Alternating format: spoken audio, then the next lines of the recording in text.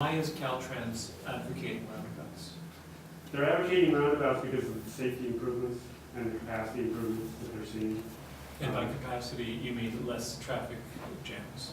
Well, one, they've recognized them as a tool to be used and to be considered, and because of their safety benefits, which are huge, I mean, 70, 80%.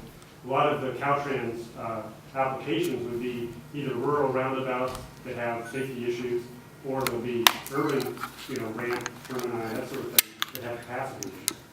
And in some cases, there's nothing but a roundabout that will solve the problem. You can't even do it with traffic. The Napa project is an example of that. It cannot be solved with traffic. I say that kind of carte blanche, but I mean, it's very difficult to get that to work within the constraints that are there. Or a roundabout. So, to say that you wouldn't do it is really kind of tying an arm behind your back. So I think Caltrans has recognized that. From a maintenance standpoint, they're quite a bit less too. District 6, comment was, if I could make them all roundabouts, I'd make them all roundabouts because the maintenance is so much less. Particularly when you're dealing with far flung signals. The slide you showed about traffic delay, could you relate that instead to throughput of how many vehicles? I mean, how many vehicles, assuming a single lane in each direction of a stoplight, how many vehicles can it handle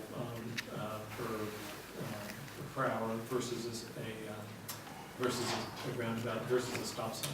Do you know? Well, it's going to be considerably more than a stop sign because of the delay involved in stopping. I don't have numbers in my head, but it's depending on the situation, the conflicting movements, you can get a 4 lanes worth of traffic through a single lane roundabout, maybe with some flares that you give to the right turn or something like that, depending on the volume. So you can get a lot of traffic through a roundabout, whereas with a stop sign, you're going to add lanes, or you're going to go to a signal where you're going to add lanes and turn lanes and so on.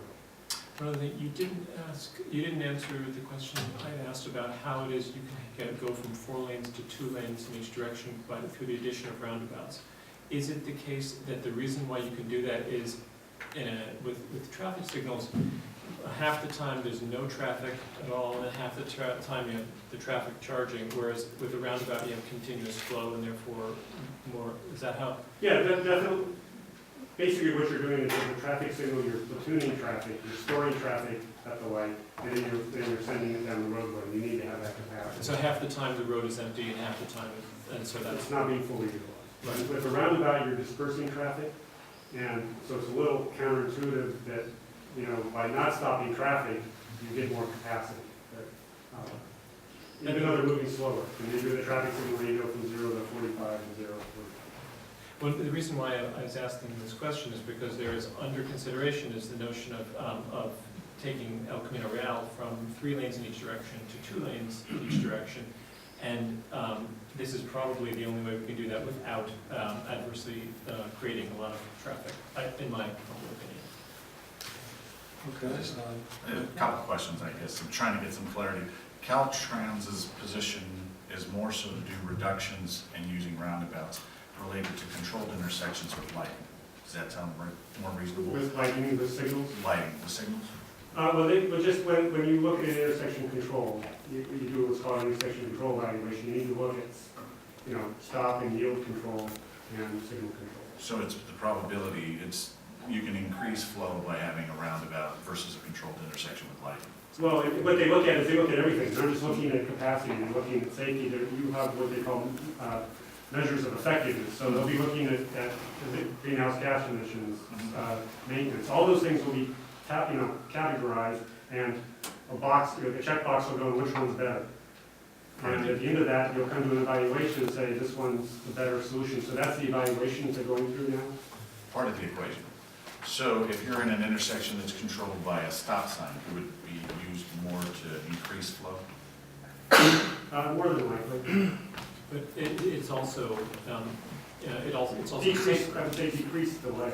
I mean, if you have a stop sign and you're considering going to another intersection like a roundabout, control, probably because you have excessive queuing and people are delayed going to that intersection. And so I would say then, yes, you would be looking at a roundabout to increase flow, which are really, the real measure is you're trying to decrease delay. The Right. flow is gonna go through, it's just queued up, it's parked, it's gonna take a while for it to get to the intersection. Which is the emission issue, which would be the Right. reduction. Now, Caltrans in Atherton is only El Camino, right?